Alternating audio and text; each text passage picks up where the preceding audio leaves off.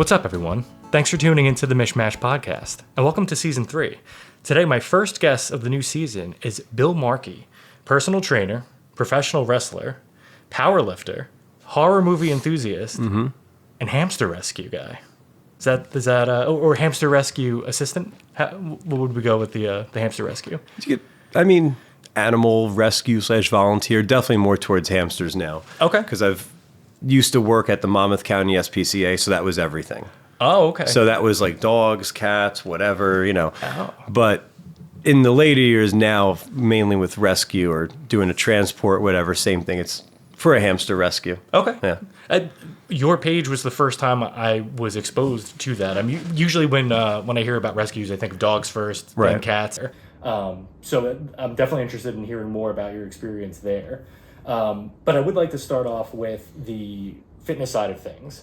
I met you at Powerhouse in Hazlitt as a... Well, I haven't worked with you, but we're usually working concurrently. Yep.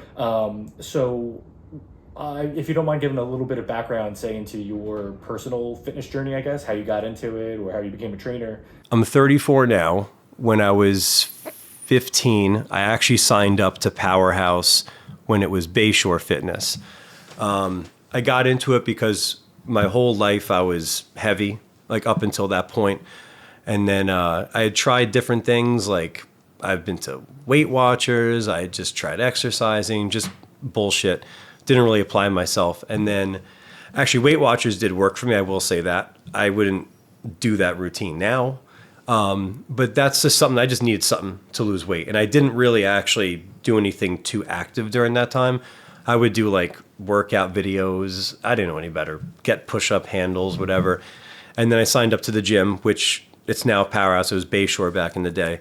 And then I just started working out there with a buddy. And then I just got hooked on it. So I moved here when I was 13 from Queens. So at that point I was heavy. I was too freaked out to do like a tryout for a sport. So like the gym eventually, when I hit 15, 16, started losing weight, working out, that became like my thing. So after school, kids would have like, baseball, basketball, whatever, drama club. I would be at Bayshore. And I was always like picking the trainers' minds. I'd go there for like 3 hours. Like I would just sit there, like work out, bullshit with them. It became like a spot for me. So then ever since then, and I just turned it into like actually working there first in the daycare when I was like 16. So I started working there when I was like 16, 17. Oh, wow. And then I got certified at 18, started working there as a trainer when I was 18, got fired because they found out when I was 18 I got arrested.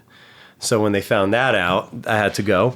And it was weird because I took off. I went to Workout World in Middletown for 7 years. A friend of mine and I, we had a studio locally in Hazlitt and in Middletown. She moved to Texas, so we shut it down. And then weirdly enough, my boss, Kerry, who I've known for 15 years, I used to watch her kids in the daycare. My sister used to babysit her kids, so we've always been connected. I was going to use Powerhouse. They couldn't do anything with it. It was shut down, no Bayshore, no nothing. And I was like, can I bring my clients here? And we worked out a deal to just use the space. 2 weeks later, she's like, you know what, believe it or not, they're going to turn this place into a gym again. And then a month after that, she's like, I need like a head trainer. So it's just weird. Like I told her when we were standing in that place empty with just like, they barely brought equipment in there. I was like, this is weird. I was like, we're back 16, 17 years later. Full circle, right? Yeah, I watched her kids before like her son was even born at that point. And she was a member. And now flash forward, she brought me back as the, whatever, it sounds pompous, but like the head head trainer and class instructor. And then she's back as the GM. So it's weird. It all just kind of like a full circle thing. Yeah. No, that's awesome. And it's funny. It sounds like our journeys are sort of parallel. I got into fitness and working out at the gym at 14 too. Same reasons. Was always struggled with weight. I say always. I started out as like the nerdy pencil thin kid and then expanded. Usually I always tell people like boys grow like Christmas trees. Like we go out and shoot up. Yeah, I stopped true. shooting up after a while and just kept going in the other direction. And so I found the gym to be a safe haven too. And it's funny. I feel spoiled living here because I'm from Brooklyn originally. So I would walk to the gym. Like it was, I could take the bus, but it was just more convenient, I guess, to do that. The level of equipment was so different. And I mean, again, you're talking, 20 years ago. But Powerhouse is cool. And wasn't it Meridian or something before that? It was Bayshore, Tilton, Meridian, and then they shut down, or Bayshore, Meridian, Tilton. It was whenever it was affiliated with the hospital. So whenever the hospital changed over, they changed over. Oh, okay. So yeah, I think it shut down after the third one, like Tilton or Meridian or whatever, and then it was nothing. And then then eventually the owner of the entire plaza, his sons, they own other businesses, but they decided to give their shot with the gym. So yeah, their dad owns the whole thing. The entire strip mall. Oh, wow. I didn't and his sons are they're good businessmen. And they're good guys. Like, I'm not just saying it. I actually like them because I was at Workout World for 7 years, and the owners, I mean, it was very corporate, but they didn't know who I was, And I even had an offer from a gym that opened up not too long ago, maybe like 6 months ago, a really nice fancy gym, Lifetime. Mm-hmm. And I had somebody approach me, and I was like, look, I'm happy. I was like, but send me the PDF. I'll still read it just for the hell of it. Nothing against them. That gym looks beautiful. I'd love to do a guest pass there. It looks insane. They have like a wine bar and everything in there, and like racquetball. I don't know if they have racquetball, but if they have racquetball, I would have signed up. But they offered me, and like I looked at their stuff, and nothing against them, but like it was, I'm like, I'm here. It's very loose. I don't like to, I didn't want to go back into like the corporate training world. I'm like, I got the owner's number, I have my boss's number, like it's more personable. Like I didn't want to go into like this corporate system. Right. Like I really like the setup genuinely that I have. Nothing against anybody else, like at Powerhouse. Right. And so at Powerhouse with your clientele, you work with men and women, correct? Mm-hmm. You seem like you keep it pretty laid back, professional, but not, overly intense. Like you work them hard, but they seem to enjoy it. Do you enjoy working with your clients? Do you have like a specific philosophy that you bring into, your training? It depends on who's in front of me. I don't have a philosophy. I like more weight training, more traditional. I've changed the way I train people a lot over the years. When I was 19, 20, 21, I would train people like just do shit that was, in my opinion, unnecessary. I mean, there's benefits to it. Nothing against any trainer. That we have a very diverse group at our gym. I just like traditional weight training. I'm not into CrossFit, or I'm not into like having somebody stand on a ball and bicep curl. There's great, that's great. I just don't, I'll do stability work separate. I won't try to combine like, all right, let's have you stand on a ball, do a one-arm shoulder press. And everybody likes getting stronger. Right. Even if people don't have that goal, when somebody can say to me like, oh, I carried in like this big box the other day and that was cool. It's like, I like doing things that are functional, that translate to outside the gym, but you won't, unless I have an athlete, you won't really see me doing anything that's crazy. If anything, my sessions now compared to what they look like 10 years ago, they look boring now. They look very basic, but it's the stuff I noticed. It's the more, I think I was afraid to go basic. I felt years ago, I'm a trainer. I got to do like more intense shit to prove my value. If I have somebody sit on a machine for 3 sets, they're going to feel like they can do this on their own. That's exactly the stuff I do now. Like now I just don't shy away from it, and the people feel it more. And if somebody gets stronger, like now I'm noticing even like the bodies of the people, a lot of people I train, like I noticed more results even in the last 5 years than I've ever gotten anybody in previous years. And I've gotten people great results, but I think now just going more basic, like I've gotten a lot better results like from my clients. And it's laid back. I don't talk about like training. I don't like to do anything like talk about the workout. I think it's boring. Right. Like I'm not gonna be like, I mean, I will, especially if it's something new that we're doing, or I might throw, some knowledge at them. But once they have the movement down, like we just go back to talking to whatever we were gonna talk about. Like I've joked in, where I thought like this would make for a good podcast, where it's like us doing the workout for an hour while we're mic'd up. Right. Because some of the shit that I talk about with people is crazy. I mean, I was just texting, I'm going to go a little long in the tooth here. I was just texting with a client yesterday who I've known for 5 years because she's followed me around. I've had some clients for like 10, 12 years. And she's followed me around, and I was texting her about personal stuff that I don't text my mom about. Oh, wow. And like she's a little older than me, but like we would play therapist for each other. And I have that with a few clients. I was literally texting her late last night because she just did a little move to Florida. So I'm like, how are you doing? And it was all about just her personal stuff. And like I've had people confide in me about some wacky shit that, their spouse wouldn't want them knowing about, or, right. Whatever it may be, somebody at their work, and vice versa. I've told, I see clients more than I see certain family members.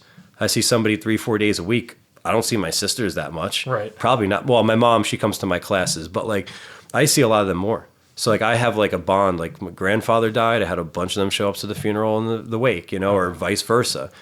So I've built like some great connections with people. And we talk about movies and shit. Sometimes I'll bring them over to a machine and I'll forget to tell them.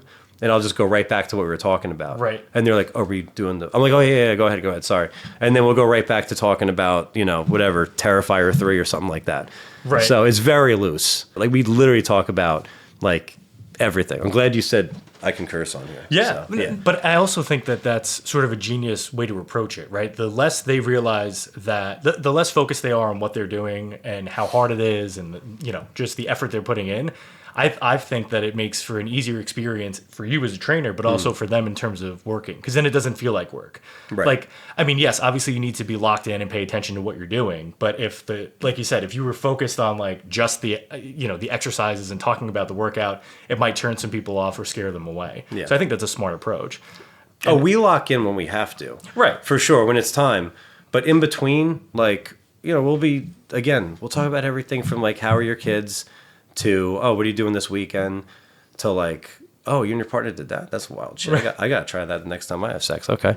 So like, it varies. It goes all over the place. And that's what makes it fun. If I had to like just talk about the weather, I would, I've been told you can really read my face. Like, so I feel like I can hide it well, but then other times I guess I'm really bad at it. And like, if that was the talk, I would want to slam my face in. Like if it was like, the weather's crazy, I can't do that. Right. Like I have to get to know somebody. We got to bullshit.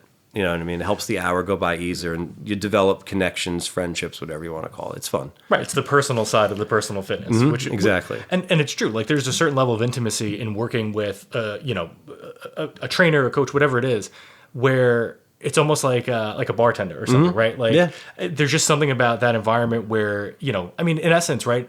The people you're working with aren't just coming to you to learn how to do biceps curls, right? Like they have goals, they have reasons that they're there. And more often than not, it's about self-improvement and stuff. So there's a certain degree of vulnerability. And I think just opening up about that stuff, I think is just an easy path towards those other topics and stuff. Oh, yeah. And the fact that you're receptive to it and encouraging, like, again, I've seen the same, sort of set of clients that you've worked with. And the fact that they keep coming back says a lot about, the quality of the training that you're providing. Yeah, I mean, I'm certainly grateful for it. I could be definitely egotistical with certain things, but I'm not, like somebody who's like, oh, my way is the only way or the best way. I'm egotistical when it comes to like Seinfeld trivia and Batman. But like, other than that, it's like, I'm not going to say like, this is why you should, like train with me or whatever. Like, I think they find out like along the way, like if there's somebody on the fence, I think the personal stuff helps. Like we have a newer trainer at the gym who's one of my good friends. And like, I told her, I was like, in my experience, that's what sells training. Cause I know people that are like, I've met people that said, yeah, I've worked with a trainer and it was good, but like, they just didn't feel a connection. So working with them as great as they were wasn't enough. Right. Like, I feel like sometimes, my services, my skill has definitely sold me, but I think it's sometimes the shit that I'm talking about over the course of the hour that's like, oh yeah, I can hang out with this person for an hour. Or it's like, oh, okay, like now I'm getting to know this person. Like, I think that is what sells, as I've told Jen, one of our new trainers, like everything. I was like, that personality, I was like, that's to me the number one thing, because there's plenty of really good trainers out there. You don't even need a trainer. Right. Now it's like, the personal stuff is great, but if you really want, you can go online and just scour YouTube or TikTok or whatever the fuck. But it's like that personal connection. That's like the difference maker, that it's, unless you experience it, it's hard to summarize. Right. And I mean, the whole online fitness training industry is just off the walls for me. Yeah, Drives me nuts because, again, people get caught up in the charisma of it. And it's like, some of these people are like snake oil salesmen. Like, I've listened to some of the things that they're saying, and there's a commercial. I can't think of what it's for, but it's like, it's all these ridiculous things of like, oh, you got to dry scoop before you run, and I got shredded on the hot dog diet. Yeah. And like, that is the kind of shit that you hear there. And it's, I think in large part because the industry isn't regulated, right? Like there's anybody can become a personal trainer without having to go through, a rigorous coursework or something to get a certification. That's also the the tricky thing too is like with certifications, like it's one thing. It's kind of like college to me. It's like just because you have a piece of paper, it doesn't mean you're that fucking smart. Right. You know, like, and with the piece of paper of training, like I've seen trainers that have on better certifications than me, but I'm not saying I look at them and I think I'm a better trainer. I'll be honest, I've definitely thought that, not at Powerhouse, to be honest with you. But like I've seen trainers where I'm like, oh, you have this, and an exercise, science, but whatever. And that's great. But I was like, this, you know, the work, no offense, but I'm watching the workout. I'm like, this looks like bullshit. Right. Like to where I think a lot of it is just self-experience and what you're comfortable with putting out there. Because like if you go through almost any, like I have a very general certification. It's bare bones. It's called World Instructor Training Schools. I did it when I was 18.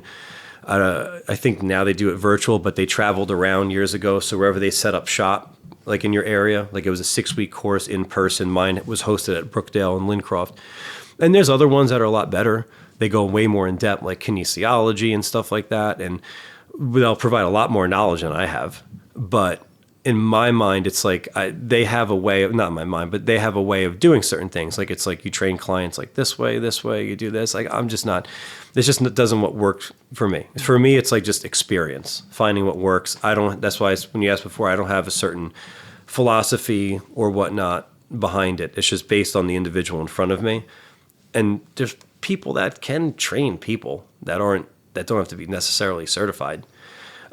It doesn't mean they know what the hell they're doing, because I see a lot in the gym, like the blind leading the blind. But at the same time, there's a people who got every certification under the sun, and no offense, I've seen them train. I'm like, oh, like okay, like, yeah, it's not that impressive. Well, and I'm thinking of like a lot of these popular videos where it's like the celebrity workouts, right? Where it shows, you know, actor X who is in this role, and this is how they, you know, this is what they did to get shredded. And I always laugh because, whatever they're doing, half the time it's just more for show. Like, again, you mentioned, like, I'm not knocking CrossFit, but just using that as like the general example. Like, there's a lot of wasted movement or things that, you know, don't really, that you could find a more efficient substitute for. Yeah. And it's just more about the flash than the substance.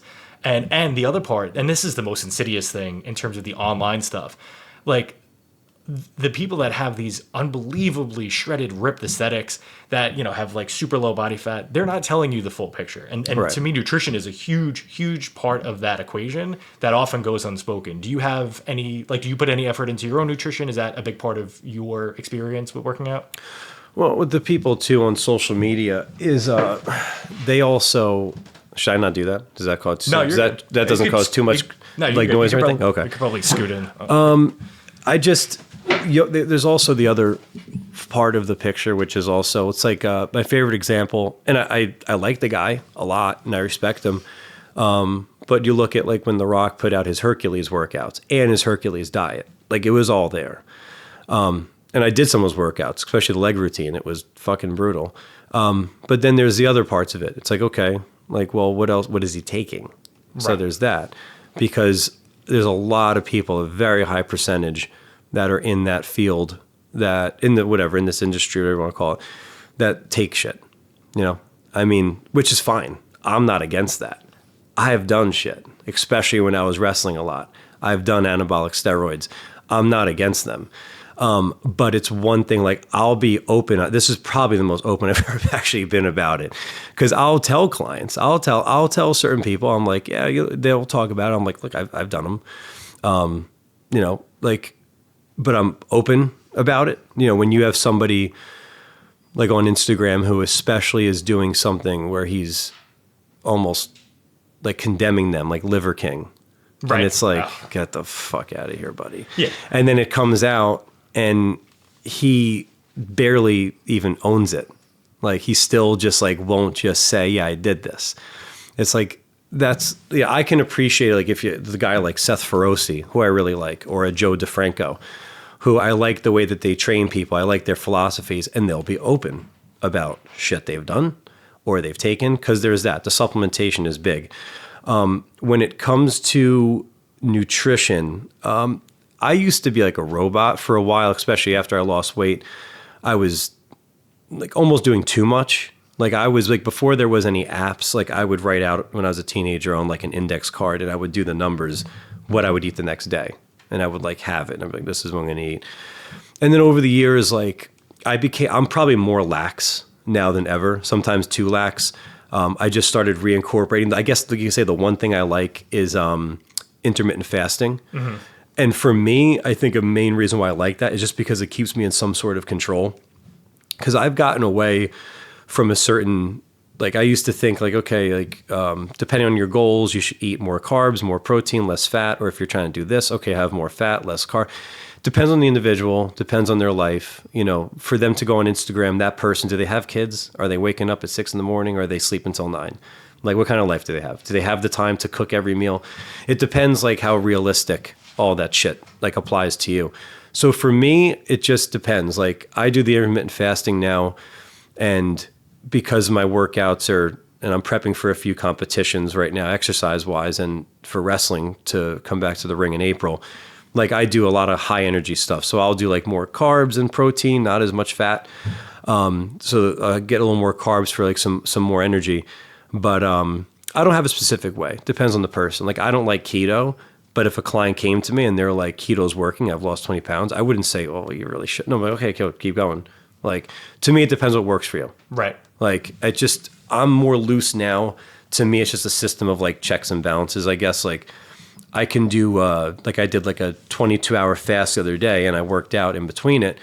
I didn't give a shit what I ate after that. Because I was like, I looked on my watch, I burned like almost 5,000 calories and I hadn't eaten. So I'm like, now I'll eat whatever. So it depends. Like if I decide like I'm going to have a couple slices of pizza, then I'll tell myself, okay, tonight the carbs should be lower. Or, you know, or I will I'm trying to get a little cleaner. The holidays were rough. Right. So, you know, I was just eating fucking whatever. So that's why I went back to the fasting. But the fasting lets me be a little loose, but I still try to keep like everything healthy. But I just try to balance it out now. And I think what your needs are change, right? They fluctuate based on what you're doing. And that's my only issue, not my only issue, but one of my issues with dieting in general, especially like fad diets, is it's such a short-term fix and it's not really a long-term solution to the problem at hand. So again, like if anybody says I've lost weight on such and such a diet, hey, you're doing something positive for yourself. That's great. Right.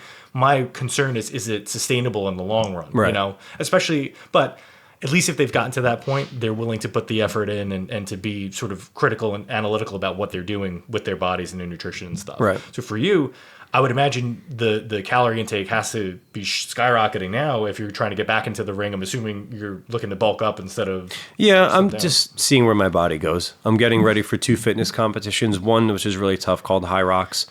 And then the other one is the Tribe Fitness Challenge with me and a group of people from Powerhouse actually do. And anybody's welcome to join. I mean, either of those. More of them do Tribe because High Rocks is extreme.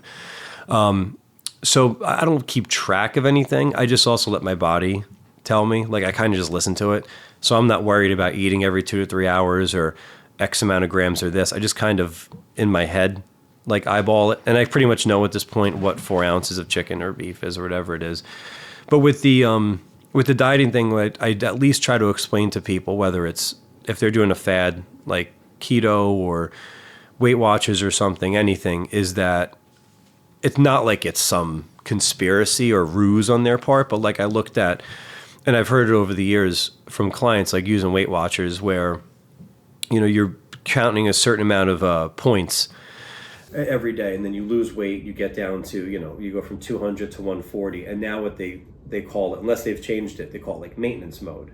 And I feel like then when people are done with, not done, but when people achieve the big part of that journey, like, oh shit, I lost 70 pounds, that's when then they tend to find like, how do I do maintenance mode? Right. And then they end up sometimes then, because now, again, using Weight Watchers as an example, now they're counting points to maintain, not to lose. That's when I feel like people fall off and then they get out of shape a year or two later, because I've heard this many times. They're like, I'll like go back to Weight Watchers because that worked. But it's like the problem is like, well, that worked. Right. It didn't, you know, if it worked long term, you wouldn't be like in this position having to do it again. The fasting I don't consider a fad because it's easy. Just don't eat for 16 hours minimum, and that's it. Or for women, 12.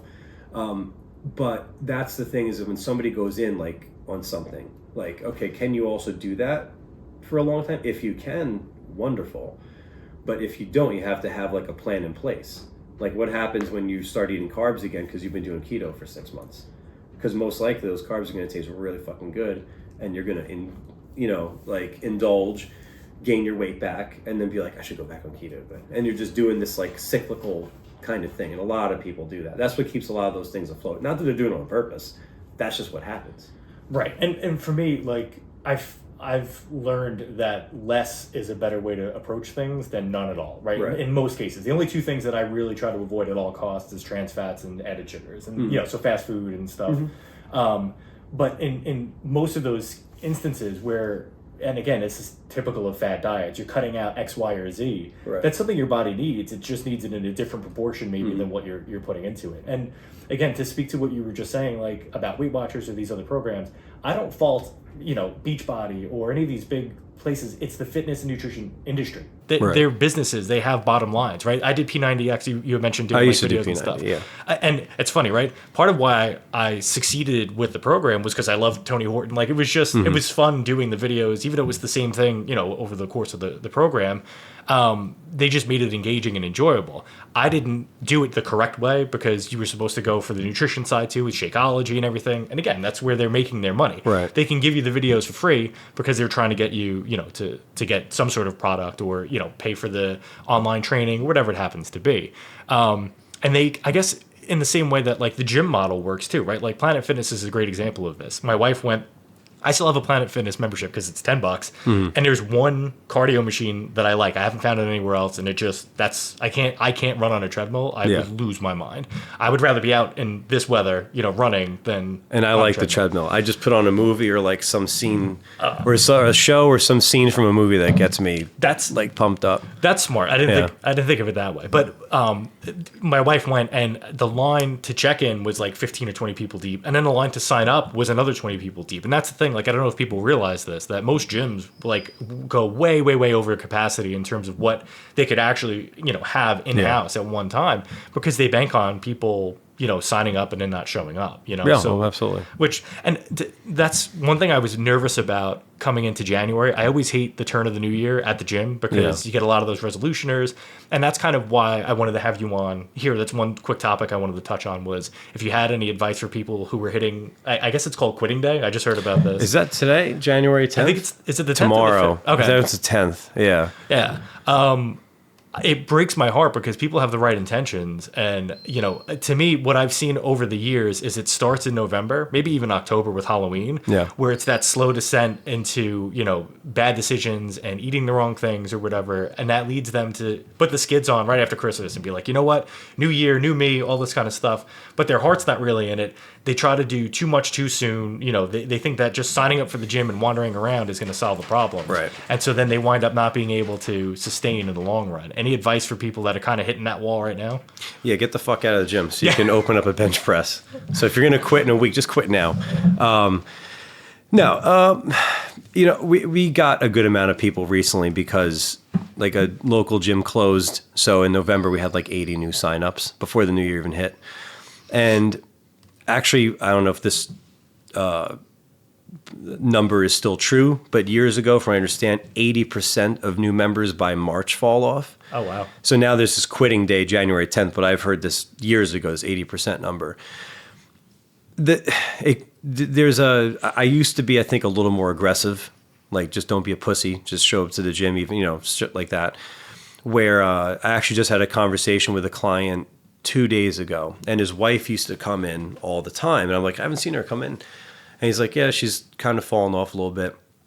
I told him, I was like, you know what? Like, it's because of her job. Like, when she gets home, she just wants to stay home. I'm like, well, that's, I have clients that go right from work to here because if they go home, they'll stop, which is understandable. But like, using her as an example, what I told him, I'm like, you know what? She thinks she's not coming in because one, she's tired, but two, she's thinking she has to come in and do what she used to do. Because I used to see her like doing cleans and presses and shit.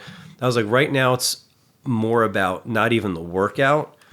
And this to me goes back to people who, like the New Year people who maybe are falling into or will fall into possibly or find themselves falling into, falling off, is sometimes it's just about establishing a routine. So I even like recommend it to him. It's like, then the routine, not even being, a workout. I told him, I'm like, you know what I think she needs right now is just to come here, and who gives a shit what she's doing.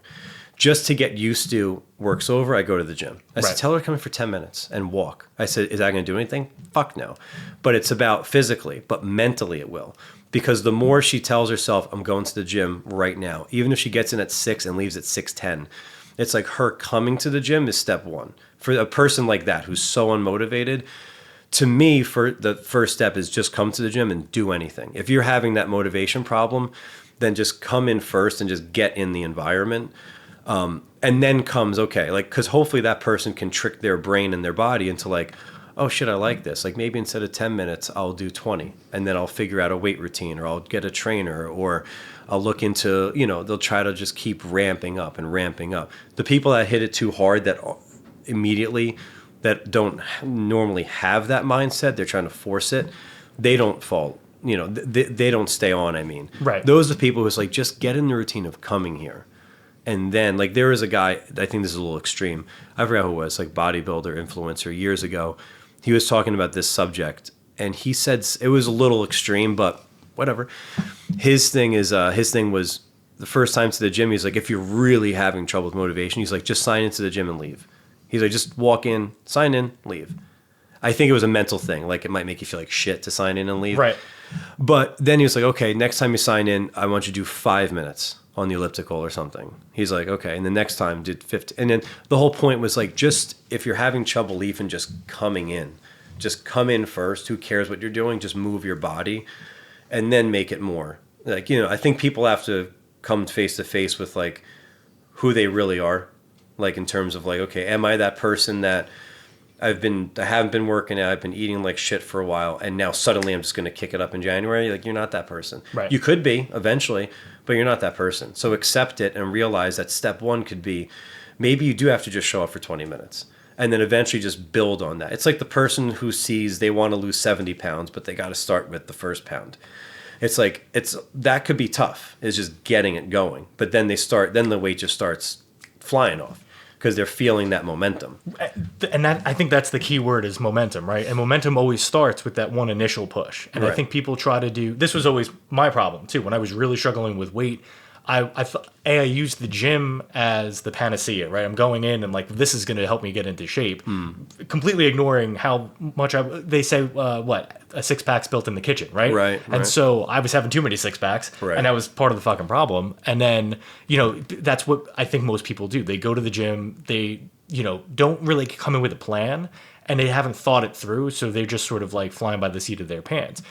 And I think part of it is just being intimidated and daunted by just the severity and the scope of what they're trying to do. And I like that idea, that approach. It's, what is it, like the 1%? If you get 1% better every day, yeah, just a little bit, right? Just build on it. Yeah, and I mean the gym is it can be intimidating. I mean, I do see a couple people. I saw it recently. One guy came in. I think he just maybe did like 5 minutes and he left. I was like, oh shit, he just left. But that for him, somebody else could look at that and be like, fucking whatever.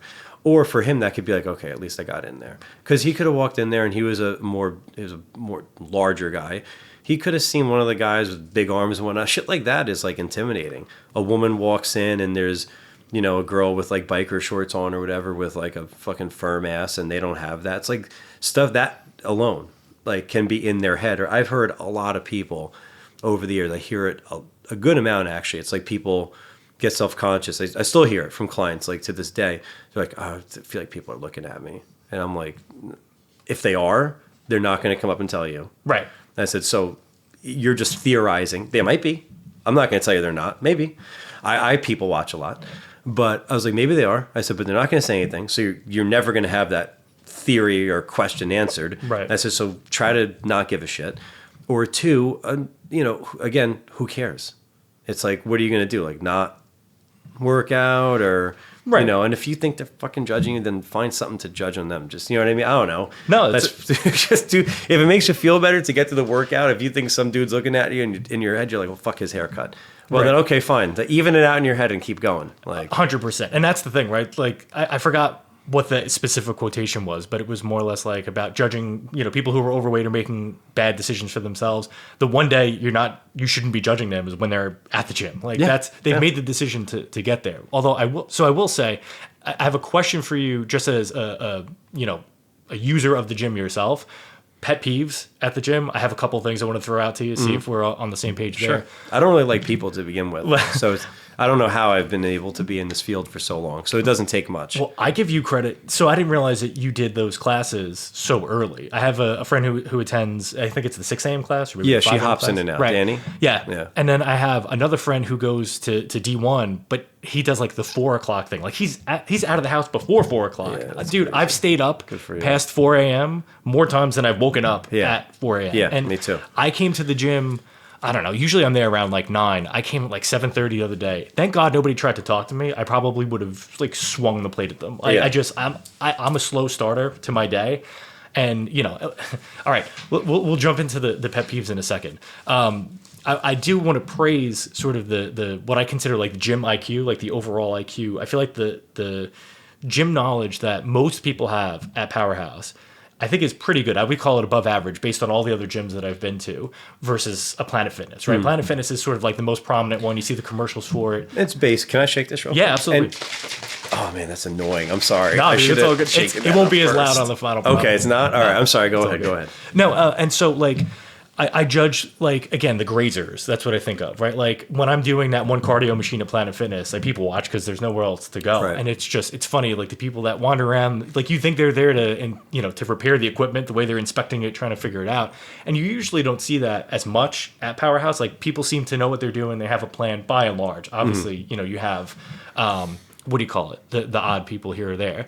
But there are certain behaviors that just fucking drive me nuts. Yeah. And I was curious if you had any yourself. I think for me, the number one thing that pisses me off more than anything is the people at the dumbbell rack who pick up any pair of dumbbells and stand right there. Yeah, that's true. Right on top of it. Yeah, you don't do that. And they're oblivious to it. I get it. And listen, if a guy your size is shrugging, the 110-pound dumbbells, I'm not worried. Yeah, that's still not move for me. back. Yeah, still move back. But and why it bothers me so much is you're obviously you're locked into your exercise. You're trying to do what you're doing. Why invite the distraction in? Because if somebody needs it, I'm not going to stand there and wait for you to finish your set of whatever the hell it is that you're doing. I want to get on with my workout too. So now you have to like break your concentration. You got to move out of the way. Just I don't know. It's the one thing that makes no sense to me. I get immature. I'll walk in front of the person if there's room to put my dumbbells back. I've had a couple members complain about me. Which I was like, I gave them my boss's name to be a dick. I'm like, do you want to email this person? Do your complaint. I was like, I ain't going to get anywhere. Oh, complaining about you? About me. I thought you meant doing the dumbbell. No, because the way I spoke to them, like biggest pet peeve is not putting stuff back. Oh. And I had one kid who weirdly just came up to me one day and started talking. So I don't know I guess we're friends now. But he wouldn't put his stuff away. And my temper can be bad. That day I was like, hey man, that weight's got to go away. He's like, all right. And he moved them. He took these 2 dumbbells, which belong on one side of the gym, but he just kind of slid them on the turf. And I go, and I was like, no. And then I yelled at him. I'm like, they go, and then he's like, don't you work here? And you're raising your voice to me? I'm like, yeah, I do. And I don't give a shit. Like I got all intense. And he went to the front and he complained. I'm like, dude, I don't care. Right. It's like I spoke to a kid. Some of them are cool about it. I spoke to a kid yesterday. I'm like, hey, are you done? And they go, yeah, go, got to strip it. And he's like, okay. And then there was a kid 2 weeks ago who I went up to and just skinny fucking kid with this stupid bushy hair. And I was just like, hey, are you done there? And he just nodded because half the time they can't make eye contact or talk. And he's like, I go, okay, you got to put the weights away. And he's like, I go, oh, is that? And then I got fucking really mad. I was like, that's funny. I was like, okay. I was like, just put your weights away. I'm like, we all do it here. And he's like, and just smiling. And I wanted to kill him. Right. And his parents were having him. But like, it's just, I talked to this one guy that goes there, Gennaro, who's a bodybuilder, like a pro. He just competed. You can't miss him. He's a short guy. He's built to shits. Italian guy. Right? Yeah. But I went up to him and we just started venting. And so he'll come up to me.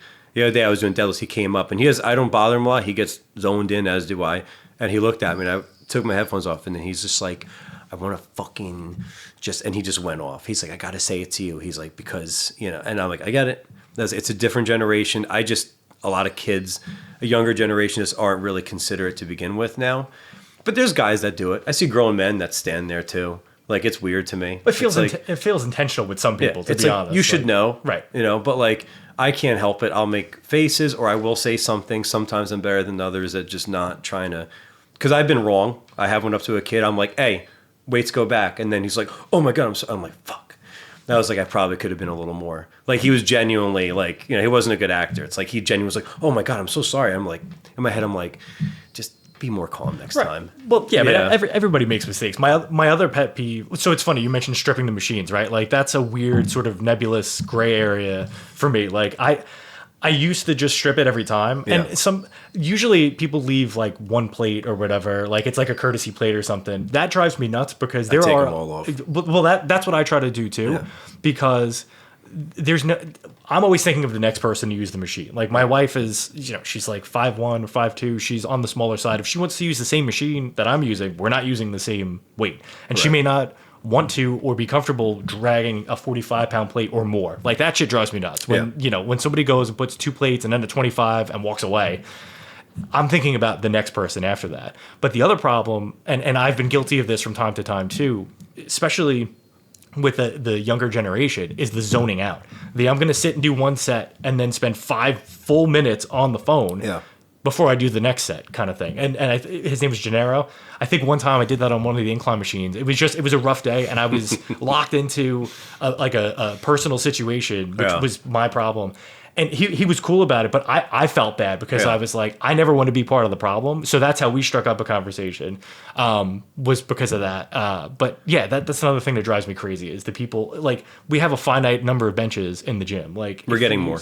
Oh, all right. Okay. Yeah, we're getting some more. We got some kettlebells coming in, matching ones. We got more benches and a new assault. Hopefully the incline, like the adjustable ones, because the flat benches I don't know. Okay. I think so. But yeah, I'll go up to a kid and I'll just ask them, like, are you actually using it? And they're like, you know, or they're like, yeah, I got 2 left or whatever. But the only time that's acceptable is like, and this is rare that this really does happen, is like if you're powerlifting and you need like a 4-minute, like I'll take 4-minute breaks. And I'll go on my phone sometimes and pick a new song. But I also don't want to find myself, this is just me scrolling. Unless I could look at something motivational, I kind of like just get in my head and just mentally prepare or whatever. Right. But like for you to be on a leg extension, right, and you're just, that machine is not really meant for strength. It's just to make your quads look nicer. So it's like, why are you sitting there for 3 minutes? And they do zone out. And some of these kids are like, I went to another kid, I went to a lot this past week. And I said, I'm like, we're on the hack squad? He goes, yeah. And I'm like, and he was like, I am so sorry. I was like, it's all, and I wasn't an ass. I was like, it's all good, man. And even with that, like, I'll help him take his weights off. He's like, I go, no, I introduced myself to him. He's a really nice kid. But some of these kids just completely, they zone out. I don't even think sometimes it's intentional that they leave their weights there. They just go right back to this and they just walk away. That's some of them I think is intentional. Either way, I don't care. Like, you should still clean your shit up. Like, we learned this in kindergarten. Right. Like, you take stuff out, you put it back. Right. It's not that hard. Right. No. So perfect segue then. So I'm assuming music is a big part of your powerlifting routine and you know, motivating. What gets you ready for the ring? Because you said you're making a return to wrestling in April. Yeah. Can we wind it back just a little bit and talk about how you got involved in wrestling in general? Yeah, with wrestling, I was always a fan. And then when I was 23, I signed up to a school, Wrestle Pro. Well, that's the name of the company. The school is called Create a Pro New Jersey. There's Create a Pro New York. The New York one is run by Pat Buck and Brian Myers, who was Kurt Hawkins in WWE. He was one of Edge's minions for a while. Now he's in TNA under his real name, Brian Myers. And we've had a lot of graduates, for those who know wrestling. Maxwell Jacob Feinstein. He's in AEW. He's from our school. Anthony Bowens, Max Caster, Kristen Statlander. One of our guys is a referee in WWE now. And I got into it just because I loved it. And I love the theatrics more than anything. My favorite thing is getting into character and playing this other person who's just like an elevated version of me. The character is Nikos Frikos. It's a Greek character, and the reason why I have that character is because years ago, the company that I was training under at first, we had a local TV deal, and I didn't have a character at the time. And they're like, we want to put you on TV because, you know, I was getting good. And like, we need like an ethnic character. Like, we don't want to do like Muslim, because that's been done 1,000 times before. They're like, nobody's done really Greek. So they strapped that to me. The character was different at first. I was like this immigrant who was a hustler I would like pay my way to win matches and shit like this. It was a whole gimmick. And then I was going to change it up. And right around that time in 2019 is when I first wrestled for WWE. So at that time, and it was rare, they let me be me. Usually you go there and they're like, all right, you're wrestling this guy, you're fucking Matt Smith from whatever, just wear generic stuff. And when I went to what's called NXT, they're just like, you're you. And that's rare. And they put my name on the Tron. I went out there and fought, got killed by Keith Lee. And then a few months later, I did Monday Night Raw, not under the Nikos name. They had me and my buddy Bobby. We were taking on the tag team champions. They're like, we were in Long Island in Nassau, and they're like, we're gonna dress you guys up in polos and khakis. You're gonna be for tonight. You're gonna be the East Hampton Polo Boys. Oh boy. So we went out there and, they dressed us up. Paul Heyman, for those who know him, he was the producer for our match along with Devon Dudley. And they were like, okay, you guys look good. Just go out there. We went over the match. It was a quick, what we call a squash match backstage. We just get crushed. So like around that time, like maybe I should stick with this character because WWE let me be Nikos for that one match. And then maybe there's something to it. And so I just didn't break the character after that. And then I slowed down. Like I got a couple injuries a couple years ago, and then I just kind of reevaluated where I didn't think this was something that I wanted to pursue like full time. Not saying I was gonna go to WWE or something like that, but it's a lot of travel, and I'm not really a traveler. Mm-hmm. I mean, I've wrestled as far out as Alaska. And even then I was like, fucking 11-hour flights and blah, blah, blah. Like some people love it. And I just had like a reevaluation of like goals. But after a while I started to miss it again. So that's why like here I am getting back into it. So I may not pursue it like I used to where I was having shows every weekend. But then again, I don't know. I may get the bug and 6 months from now I may be trying to get another shot with WWE or something for all I know. But training wise, it's strength training, powerlifting. Aesthetically, I want to try to look my best, and being in like good functional athletic shape. The good thing is I'm training for, like I said before, 2 fitness competitions right now, High Rocks and Tribe, which a lot of us just do together at Powerhouse. We all go together. We all do it together. It's fun. Like I said, anybody is invited to do it too. And the training for that, especially High Rocks, which is in the city in May, that one's actually intimidates me. It's like 8 stations of different exercises, a lot of reps, and in between is over a half-mile run. Oh. So it ends up being like 4 or 5 miles. And I'm not a runner. So like that's making me. So it's all complementing it. Like training for High Rocks, like one of the stations is 100 wall balls. And they watch you. Like if you don't squat low enough, it doesn't count. You hit the target, it counts for you. Men have like a 20-pound ball or something. I was going to ask what some shit like that. I think it's 20 maybe. And like there's a 100-yard sled push, and like there's burpee broad jumps for 100 yards, which I'm not looking forward to. It's where you just jump as far as you can. Ugh. When you land, push up. You do that for 100 yards. So the training that I'm doing for that it complements the wrestling training. So I'm incorporating more stuff like that along with my strength training routines because I don't want to give up my stuff just to do that. Like so I'm mixing it up. So I'll still do like back and biceps, pull day, but then I'll throw in, okay, let's do box jumps. Let's hit the treadmill. Like I hate running, but I have to do it to get High Rocks. Right. So like it'll complement it. It's nothing that much crazier. It's just like for wrestling, it's what I'm doing like right now. It's strength, endurance, cardio. It's a mixture. So I won't just do one thing. I kind of mix it all up. So that's cool. And I know way back in the day, I'm sure a lot of people watched the McMahon documentary on Netflix. Oh yeah, I watched it. Yeah, that was cool. Obviously back then it was more sort of regionalized. Is it still that way? Because I do see a lot of, I don't know beyond like WWE, TNA, right? Like there's like the top tier stuff, and then there's like AEW is another one. And then you have like your backyard, like, pop up kind of stuff. I do see a lot advertised locally for like Healdsburg and different, like traveling shows. Do you think there's maybe some middle ground where you could continue at the level that you want to in terms of the performance and the participation, but just sort of limit yourself geographically? Or do you... Yeah, it's called, like the lower level is called independent wrestling, where it's basically like movies, where WWE would be considered like making a Chris Nolan movie, or being a part of one, where like, for example, WrestlePro, which was the main company I wrestled and trained under, that's considered an independent like wrestling company. Like they're not on TV, they're not on pay-per-view or anything, but that's where everybody pretty much gets their start. Unless you're like, let's say, a failed NFL player, and they're like, oh, let's give him a tryout. He might be coachable. He might be good. Everybody works their way through the independent system. John Cena started with that too. I mean, he started wrestling for a place called like, oh God, UFW or something in California.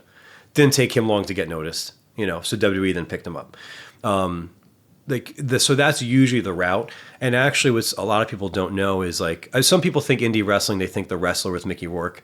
That's kind of like an example, that movie of like indie wrestling. Iron Claw with Zac Efron, kind of, that's back in the more territorial days. But a lot of guys now, there's a lot of people that are making good money on the indies, and they don't want to go to WWE. Well, because I would imagine you give up a lot of your ownership over everything, right? So there was a guy who before, now I'm sure he's making millions now, but before he went to WWE, he was making just about six figures, and instead of doing a WWE schedule, he was wrestling mainly Friday through Sunday, but he was being flown. He was charging thousands per booking, and then he'd set up a merch table where he had that shirt printed for probably $5, but he's charging $25. And they're like, hey, I get to be home Monday through Thursday, especially if I have kids, and I'll travel out to, this show, and this show, whatever. I'm under a contract. I'm my own entrepreneur. And some guys make a killing, but those are at like a certain level. There's a guy from here in Hazlitt.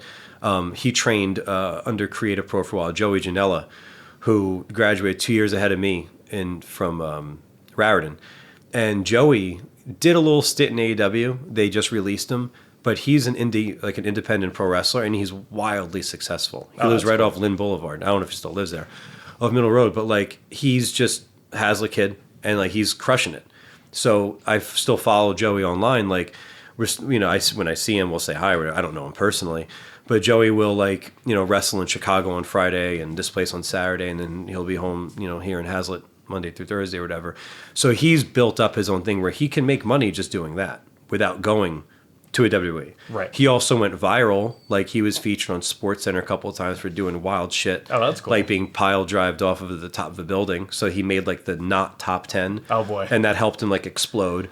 So it's like, there's like the lower level of wrestling. Sometimes give it a bad name. Like where you will see a backyard federation, you're like, these fucking untrained assholes. And then you'll go to, let's say, WrestlePro, which has a show coming up in January this month, and like you go to the Rahway Rec Center where they set up, and it's like a whole stage. They bring in guys that were in WWE, or if they have a little partnership with AEW and they can use some of their guys. And you get I've had people that used to go to my shows and they're like, oh fuck, we thought it was either WWE or like shit. Right. Like, and you're like, this is fucking awesome. And you're like right there, and it's fun, and you pay $20, and you don't have to go very far. It's like, as opposed to it's going to be a little more pricey for WWE. So it's a fun experience.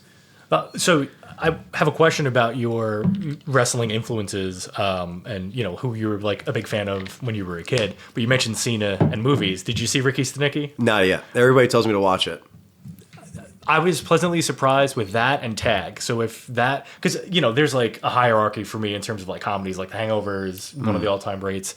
But yeah, it's if you keep your expectations low, it'll probably exceed them. It was enjoyable. I really liked it. But anyway, so growing up, did you have like your go-to guys that you were either wanted to emulate or just loved watching?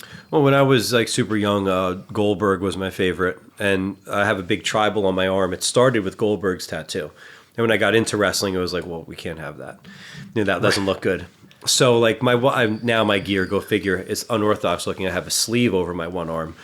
I have very weird looking gear. Nobody has the type of gear I have. It covers one arm and one leg. It looks weird. That's kind of the point. People automatically, when I come out, start chanting, "You look stupid" or something. So it gets the response it should get. But anyway, it was Goldberg, because Goldberg was just this 6'4", jacked up, dude. Found out the spear. Yeah, found out like behind the scenes, he loves animals. He's like a quality human being. Then getting into wrestling, and watching it closer as a fan, but then also getting into it. Looking at the guys who like I want to emulate, like, I was never going to be 6'4" and 280, but I looked at a guy, and Goldberg, I love him, but he's not known for being a great wrestler. Right. Got in there, he did what he was supposed to do. But like the guy who became my motivation and still is just overall for everything he's achieved is Chris Jericho, who actually just did Terrifier 3. He got killed in the opening scene. And Jericho always said he had a goal of like he wanted to be a rock star and a wrestler. And he went into Fozzy, which Fozzy is successful. I've seen him in concert. They're amazing. Dude, Judas is such a great, that whole album. Became a very successful pro wrestler. He's got a huge podcast, Talk is Jericho. He does movies. So whatever, he has like now the Jericho Cruise, which is like a rock and wrestling and stand-up comedy cruise he does a couple times a year that he hosts. So like I look at him, I'm like, that's a smaller guy. And like I looked at his body of work. I'm like, that's the kind of guy I'd want to emulate. But as an individual, he's very inspiring. Right. And so it was guys who like I looked at that had a style that I liked. The way that I like to wrestle is it's a backstage term. We call it stiff or snug, which is when you pretty much make as much contact as possible, but you do it in a way that doesn't hurt the guy. Mm-hmm. Literally. It does hurt. That's why guys would joke about wrestling me. Some guys would be like, unless they worked my style, they'd be like, I hate wrestling you because it fucking hurts. But like, I'm like, yeah, but I don't actually injure you. Like if I'm going to do like a chop or a certain strike, I do it full force and it'll leave a mark. But I never wanted people to watch, and I still don't when I get back into it. I didn't want anybody to see my matches and go like, oh, I see what he did. Like if I make full contact, I want them to not be like, oh shit. Right. Like we know it's a show, but goddamn. Right. Like a Ric Flair chop. Right. Back. Oh yeah, those are rough. Right. Did you just eat those? Right. You just eat them, and they suck. Like my main, my big brother in wrestling, Danny Moff, is the Puerto Rican badass. He would like, my first big match was with him. Like first like, oh, he's moving up in the pecking order, whatever you want to call it, status. And like he beat the shit out of me, but he wanted it back. And like it hurt. Like my body for 3 days felt like I got dropped out of a helicopter. But it's the first time I wrestled somebody with that style. And it's aggressive, and some guys don't like it. But I've never hurt anybody, like I've never, actually injured somebody. But I've got, I did that for a kid who was coming up. And like he was like, oh, it sounds weird to say this, but he was like, I can't believe I'm wrestling you. This is like a big deal for me. And I got on the phone with I called my big brother Danny, and I was like, I'm putting Brandon over. That means I'm losing. And I was like, and Brandon weighs like maybe at the time 140 pounds. And I was like, I think we're gonna. And I would always had a mind for putting matches together. Like I was creative, where it's like, what do you do? What do you do? Okay, let's start like this. Let's do that. I would always be able to format. Like people would come to me, like I dated a girl in wrestling. She'd come to me like, what do you think of this match layout? And I'd be like, put this here, put that there. And like he came to me, I'm like, look, dude, I'm 210, you're 140. I was like, we have 8 minutes. I said, I'm going to you know how I wrestle, I'm just going to beat the shit out of you for about 7 minutes and 30 seconds. Right. I was like, you can get in a little shot here and there, but just know I'm just going to take over again. I said, I won't hurt you, but it's not going to feel good. I said, when there's, it's not like a timer. I said, but when we're supposed to go home, finish the match, I said, you're going to pull it out. And like just you're going to pull off the upset. And like I got pictures, he made me take pictures of him because it was like a badge of honor for him. He had bruises all over him because I would just give him chops and clubs. And, I told him, I was like, this is like your initiation. So like I safely, in a way, this sounds weird, like beat the shit out of him. But like, it's fun. Like I'm like, if I'm going to work that style, hit me back. As long as you know how to do it, that's fine. To me, the cardinal sin of wrestling, and this is just as an observer, obviously not as a participant, the worst thing you could be in the wrestling ring is sloppy, right? Because that's where people get hurt. Mm-hmm. That's where, isn't that how Austin got, I don't know. I know somebody had a neck injury. Yeah, Owen Hart pile drive. Yeah, it was like a freak thing. Owen Hart was such a skilled wrestler. Yeah. It was just bad timing. Austin's head was through Owen's legs, not over them. So when Owen sat, but shit happens. Right. I mean, Darren Drozdov in the 90s got paralyzed off of a power bomb. That's who I was thinking of. Right. And like D'Lo Brown didn't do it. It was just a weird landing. There was a guy in Mexico who died 6-7 years ago because of whiplash. Everybody's experienced whiplash. Right. So the idea, like, if you've been on a trampoline or whatever, we've all experienced whiplash. He just got so bad he broke his neck and died in the ring. So it's just this weird, like, anything go wrong. Like I've been dumped on my head before by a guy who was out of shape. And I even asked him, "You've done this before?" Because you have to go, he's like, "Yeah, I could do it." I'm like, Oh man. "I trust you." And he was out of shape. He was all worked up, and he picked me up, and he couldn't execute the move. I tucked my head, but he dropped me right in the back of my head. And I got like a minor concussion. I was like, if we ever wrestle again, I said, "You're never doing that move again." I was like, so I mean, shit does happen. I've been hurt, but fortunately nothing crazy past a sprained ankle and a couple wicked concussions. But that just kind of comes with it. Right. Yeah. See, that's why my number one all time was Bret Hart, and I didn't appreciate.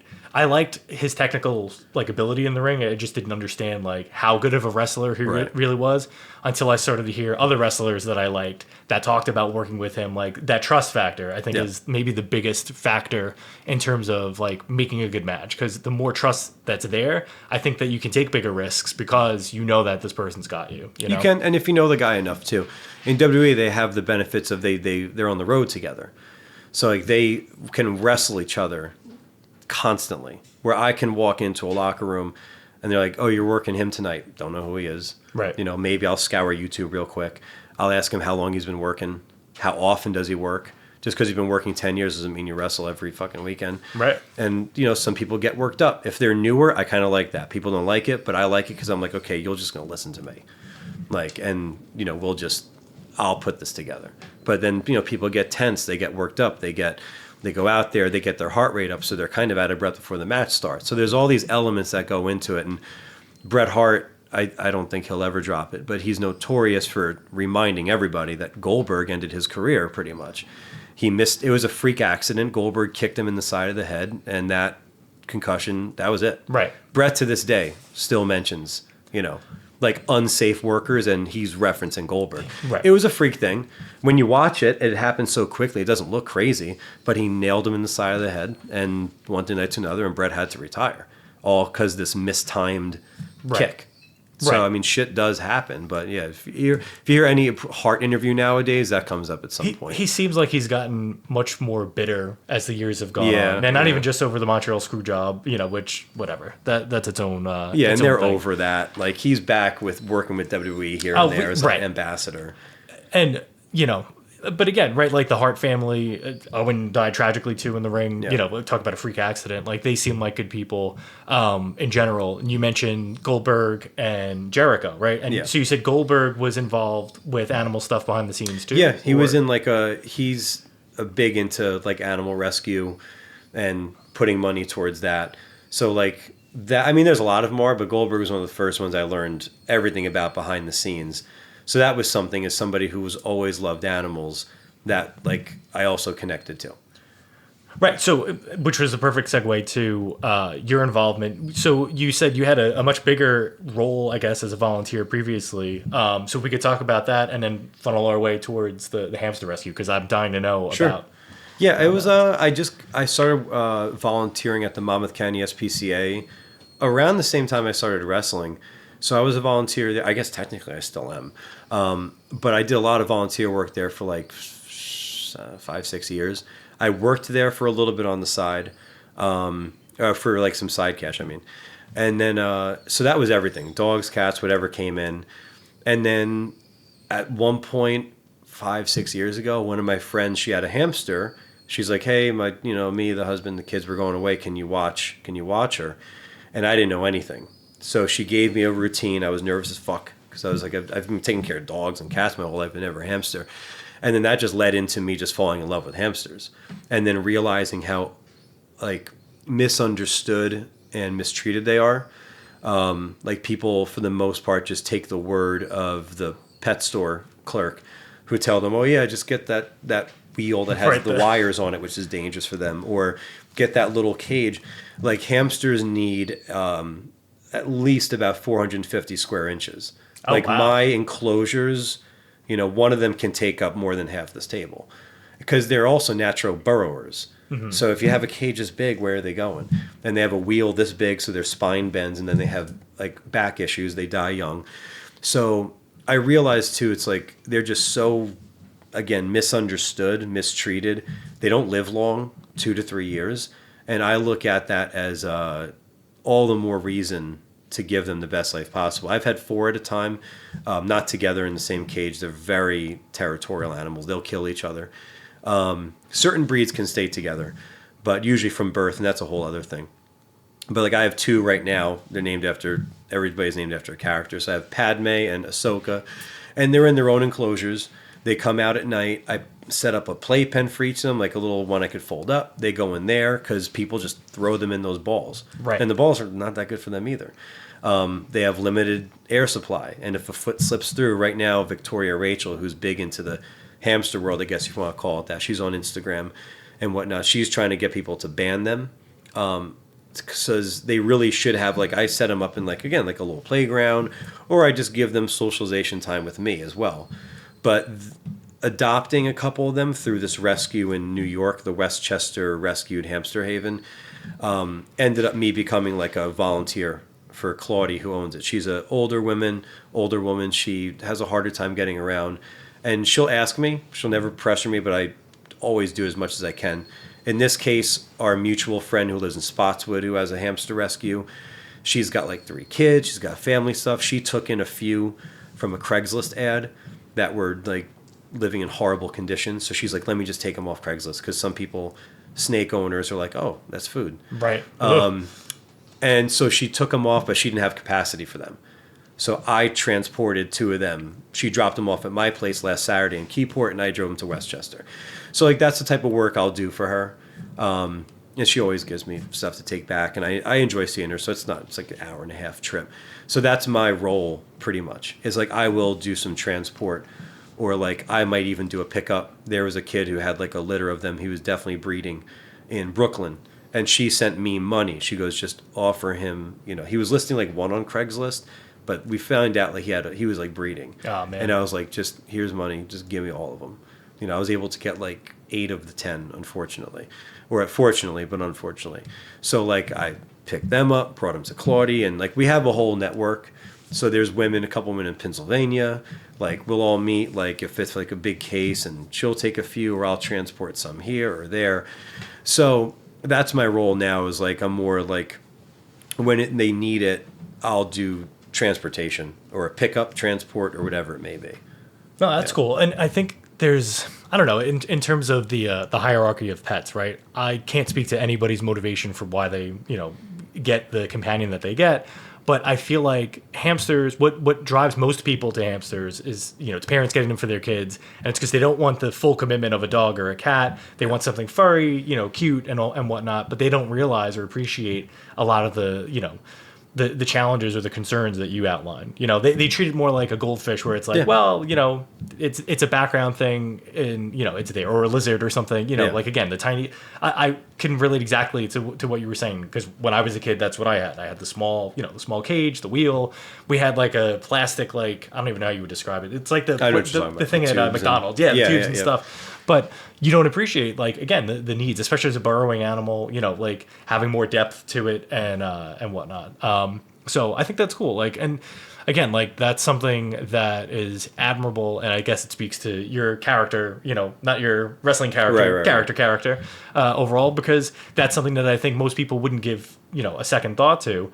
And it's a worthy cause. So I think that's cool that, you seem like you're spread out pretty well, in terms of your time and have a lot of obligations and stuff. So the fact that you set aside time for that, I think is cool. So that's a lot. I appreciate it. And like, just, people don't, again, they just don't, like now, especially we're in the age where just, all you have to do is Google proper hamster care. Right. And you can find out. Now it's like, or, back in the day, you'd think like, or even now, like I should take the word of the person, and they don't give a shit. Like at the pet store, I was in there once, and this guy was looking at cages. I was like, okay, he's probably getting one for his kid, which is not a good idea. I actually think they're the worst first pet to get, because there's a lot of work, and they're nocturnal. Right. So like I've talked people out of getting hamsters. They go to me, and I'm like, don't get one. And they're like, why? I'm like, well, no offense, I know you. It's like your kid goes to bed at this time. They usually wake up around 7, depending on their age. Like, so it's like, who's going to do the spot clean? Who's going to entertain? I'm like, it's actually, they're more work than cats and dogs. Right.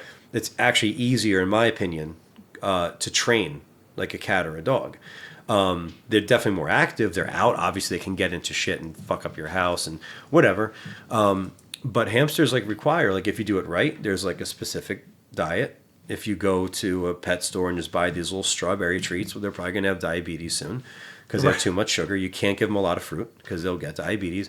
And different breeds require different diets. So it's like we just got the transport I just did on Saturday. It was like one that was, she was a year and a half, went on Craigslist. She was in a small cage with no wheel. Not enough bedding. It was just a terrible thing. I mean, fuck them, but thank God they actually decided to get rid of her. Right. Because now she's at the rescue where she'll probably just live out the rest of her retirement.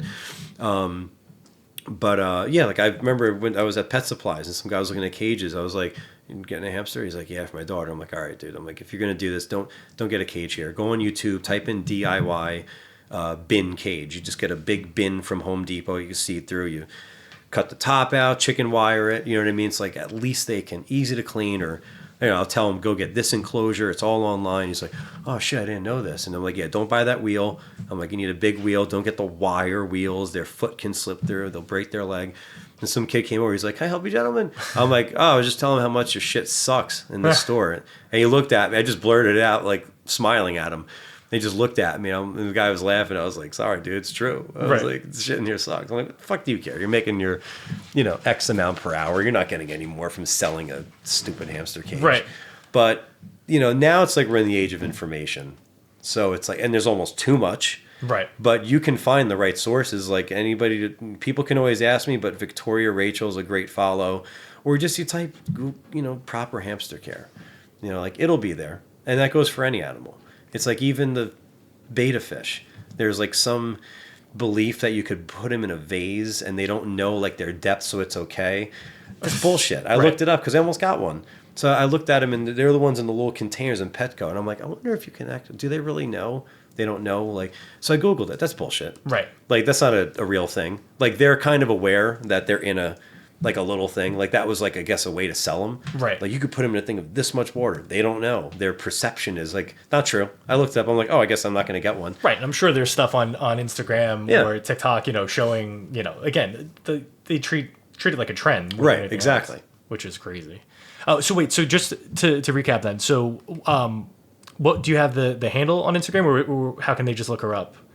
Oh, the rescue is only on Facebook. It's Westchester Rescued Hamster Haven. And then on Instagram and all platforms, there's one girl in particular. Her name is Victoria Rachel. She's really good. Okay. But the place that I help out, the main one, that's the Westchester Rescued Hamster Haven in New York. Okay, cool. And then for you specifically, do you have like a dedicated page or social media, presence for the wrestling or the on fitness? Instagram? It's just my name. It's under Bill Marchi. It comes up, I think, as Nikos Ricos. I think it's both. And on Facebook, it's the same thing. I think you type in either one. I'm not good with like technology. Right. I suck. But I think it's either one. You type in, because I've been with clients from like type in Nikos, I come up, or type in Bill. Bill Marchi, it's like the month of March with the I at the end, Marchi. It's just a mix of everything. I don't have like a dedicated page. Like I wasn't really that good at posting stuff up until kind of recently with fitness. I didn't do it for years. I'm a very self-conscious person, and I had clients tell me like, "Why don't you post yourself? You only post clients." I'm like, it's kind of, I don't like the way I look, and I feel weird, and like I really started getting on that a lot more the last few years, really, because it's a way to promote yourself. Oh yeah. It's a necessary evil, unfortunately. But it's a mix. Like I'll got to put more of the stuff that I collect on there. I've been saying I want to do that more because people like that shit. So it's like some of the statues and figures and whatnot. Like I want to start it's a mix. I don't like to have the same thing posted every day, like a new fitness thing. That's just boring. I'm sure you can see my art and Pennywise over there. Definitely got I saw the picture too. Oh yeah, the collector vibe here. Yeah, I like it. We got to close out with a Seinfeld. You mentioned Seinfeld earlier. That was the language that I spoke in college. Like I mean, it was just so easy to reference everything. I just found something out that blew my mind. My all-time favorite show, Seinfeld's number 2 behind The Twilight Zone. And I just found out that one of my favorite episodes of each show featured the same actor. So the guy was in the original Twilight Zone episode with the diner. I don't know if you're familiar with The Twilight Zone or not. I am. And he was also one of the old men in the Old Man episode with, what do you call it? I think it was Jerry's guy when Elaine says that she's going to volunteer to work with the older people. Oh, okay. And so yes. I wouldn't have. I didn't make the connection. I thought I recognized him from something else. Yeah. But sure as shit, he was in both episodes. I think one was 1959 or 1960, and then the other one was in the 90s. In the So it was 90s. I had to think about that. Because I didn't really watch the Twilight Zone. I'm familiar with it, but sometimes that's weird trivia. Like I might know. But Seinfeld's my favorite. My senior quote was, "These pretzels are making me thirsty," and then it became a debate because I chose George, but people are like, "Well, who really is it?" Because I mean, they all say it, Right. And I'm like, I picked George because I like the way that he like says it when he screams. He puts his head out the window, Right. And he's yelling at all the cars that he's trying to like park or whatever. When he takes, I think Right. that's what he's doing in that episode, and he just screams out these. So in my head, it's technically Kramer's because he had to do it for that movie. He had to say that one line. But I put George just because, I don't know, George is probably my favorite. George's Bosco is my favorite George The code quote. Yeah. That's up there. I mean, to me, it's like that's why the show is timeless because there's no theme to the show. That's why they say it's about nothing. That's why I tell anybody if you like that and you don't watch Curb, you should watch Curb Your Enthusiasm. Right. Because it's Seinfeld just rated R. I think Seinfeld is probably the best show ever. I think Curb might be, for me, the funniest episode ever. And what's good about Curb is they can take it to more extremes. Like the episode that I can think of was with Richard Lewis, where he was the blind guy. And That's an early one. Right. Yeah, that's like season 1, I think. Yeah. Moving the television. It's phenomenal. Or whatever. Right. Yeah. That's just it. It's quirky. It's relatable. And I think that was why Seinfeld hit the way that it did, because everybody could find something, to relate to and connect with it. And it's funny. I don't know. I just always connected with Jerry, but now in retrospect, like the more I've seen and the more I've learned about like the recording of the show and all that, like Jason Alexander really, I think, carried the show. Like his pedigree as an actor, I didn't appreciate it at the time, but now looking back, like holy shit! Especially hearing him talk about the experience working on the show and just all of that, like he was clutch. He was definitely a big part of it. The episode, The Marine Biologist, where I'm sure you know this, but every episode but one, all 186, I think it is, started with the title was the something, except for the second episode. That episode is just called Male Unbonding, where Jerry has to break up with his guy friend. But there's a little piece, you might know this, in The Marine Biologist when George does the whole monologue about taking the ball out of the blowhole. Jerry Seinfeld's reaction when he's telling that whole story is like, the sea was angry the day, my friends, and he's telling this whole story and climbing on the whale, and Jerry's jaw is dropped open. And Jerry Seinfeld said in real life, he was like, that's my genuine reaction because it's a decent monologue on paper. He goes, and Jason Alexander read it once. Right. And just sat down and just did it. And it's just all these cool little interesting trivia things about that show, like when the parking mall where they like lose the car, like in the garage, I mean, and Kramer goes to put the air conditioner in, and his head whips off it. That was by accident. Right. Like Michael Richards' face literally hit the air conditioner, and then the car wouldn't start, and they said that wasn't planned either. Oh wow! So if you look at Jason Alexander when Michael Richards goes to start the car, they're supposed to take off, and the episode ends, and it won't start, and you see Jason Alexander turn his shoulder and start shaking. Because he's like, I'm laughing. Right. He's like, because after all this, he's like, Michael almost busts his face open, and then the car won't start. He's like, it couldn't have been a better ending. But it was supposed to start and just take off. But that show, like the psychology behind it and whatnot, like that's why I think it's relatable. There's always something that for me goes back to Seinfeld or Batman. Yeah. In real life. Absolutely. Yeah. No, I love it. And I'm glad you're an animal lover because I'm ready to kill this dog. To kill your dog. I hear her, I but took her it out. Doesn't, it's fine. I took her it's out fine. before we started, and I don't know what it is. I got to. No, it doesn't bother me. It's but fine. Dude, I really appreciate you coming on, especially because it's funny. I'm a people person everywhere except the gym. If I'm at the gym, it's AirPods in, work. So we haven't really gotten a chance to chat face to face or for an extended stretch. So I hope you enjoyed this because I had a blast having them on. A lot of great information for people. Respect what you do across the board. Thank you. Hope you're going to post some of the wrestling escapades to come. Yeah, I'm going to start promoting. Yeah, when it gets so- closer. I might even take a show before that. Something comes my way. Well, I'll keep an eye out on Instagram for it. But appreciate everything you do at Powerhouse. Absolutely. Appreciate this. And thank you, everybody, for listening wherever and whenever you are.